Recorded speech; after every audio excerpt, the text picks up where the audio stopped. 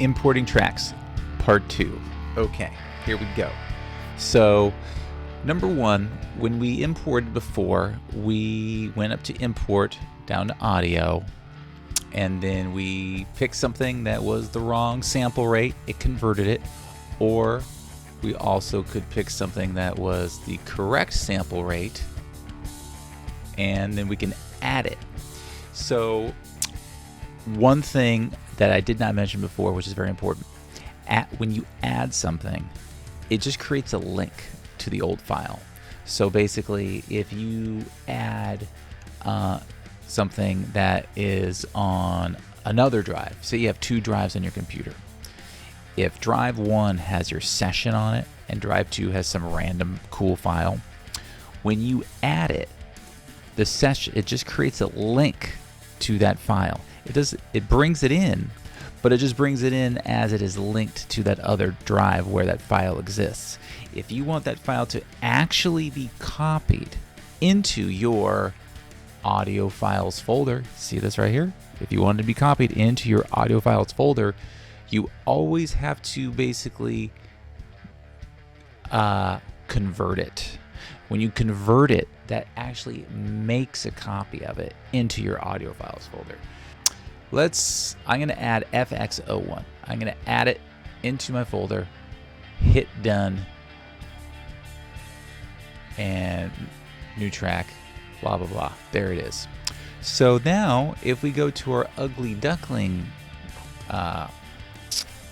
folder, which is right here in our audio files, you'll see that we've got Buddy Holly left and right, but no FX1.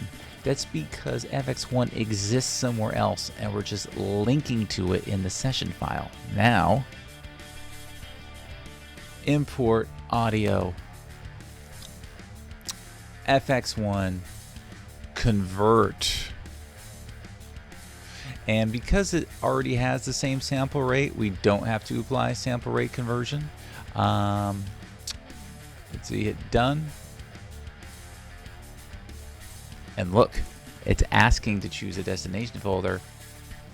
We say yes, boom, boom, boom, and look, there it is right there. So when you add something, it just creates a link to its original location. But when you convert it, it actually creates a copy. That's what you want to do, because like I said, I'm on this computer here. One day when we go back to the classrooms, I'll take this session folder with me and take it to a different computer, and as long as all these files are on this computer in this nice Pro Tools designed session folder, everything will be good. So convert, don't add. Okay, another thing you want to know about importing media, you might have noticed over here there's this column that says clips. Watch, everything we've imported so far goes into clips. So let's import something else. So we want to go up to audio. So we're going to go up to snare. We want to convert it. Hit done. And then yes, choose destination folder. There we go. New track. Boom. There it is. Now look, it's in our timeline window, but it's also in our clips. Basically everything that we've brought into this session is here in the clip window. But check this out. I'm going to delete the snare. I'm going to delete FX. I'm going to delete Buddy Holly. It's still here. Because Pro Tools basically has enough artificial intelligence to say, hey, maybe you want to bring that back. Okay. So what you could do is just literally click, hold, and drag it and put it on whatever track you want. And then get rid of it. And by getting rid of it, I'm just like using the grabber tool, selecting it, and then just hitting the delete key. But you know what? It's always going to be here in the clip. No, you cannot get rid of it in the clip window unless you go up to clear. It will always stay there no matter what you do in your timeline window. Now, if you do go up to clear, though, it does give you some options, and this is super important. If I click remove, it'll remove this clip from the session. See, there it is. it's removed. But check this out. Clear. Move to trash for selected source files if possible. So if I click on this, it's going to take this, remove it from the session, and put it in my trash can. Or delete right here. This is dangerous. You only want to do this if you know you never want to use this file ever again for the rest of your life. If you hit delete, it'll remove it from the session, put it in the trash, and then immediately empty the trash. It'll be gone forever. So more often than not, you just want to remove it. It'll remove it from the session, but it's still on your hard drive. Move to trash, removes it from the session, puts it in the trash can so you can think about it before you get rid of it permanently. Delete gets rid of it permanently. I don't want to do any of that right now. Lastly, in this little volume that I'm recording, this clip window. How do we use it? Well, check this out. File, import, import audio. So let's choose a different Western song. So I want to convert it. And again, the sample rate and the bit depth are good. So you hit done. Choose a destination folder. It'll always go to your audio files folder by default. You don't want to change that. Open.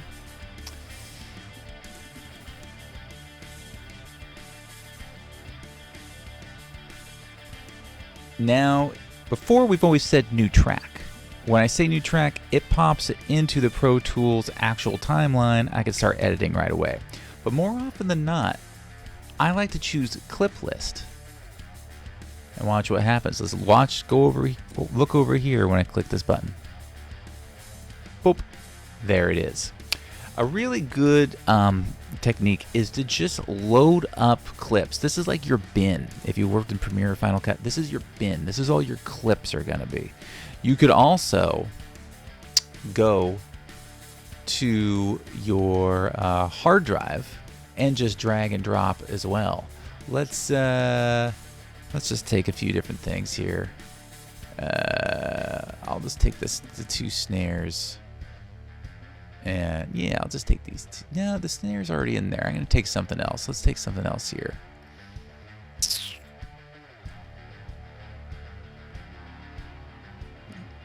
Audio files. There we go. So beach effects and fire effects. There we go. You could just drag these into there. And then boom, see? It's right there. Now it hesitated a second because it was quickly converting them, but now they're in there. So if we go back to my Ugly Duckling, where Ugly Duckling 06, fire, and beach effects. It's all there. You can drag and drop from your Finder window directly into, here we go. Here's something we recorded in class. Directly into the clip window. Last but not least, this is my favorite one. Go up to Window, New Workspace. Window, New Workspace. Soundbase is something we're not going to get into. That's definitely a more advanced thing. Just go to Default. So what this is, it looks like your Finder window. And it pretty much is, but with a lot of special features just for Pro Tools. Check this out. So here is, if you have some sound libraries, which I don't think that I do. Actually, I think that I do, but that's for a different day. You want to go into volumes.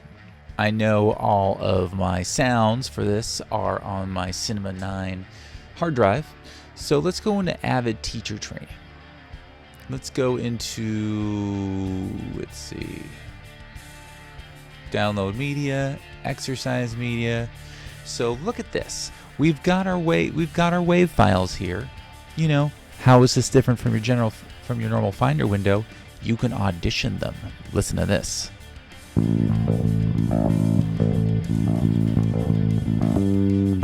Of course, it's really silent.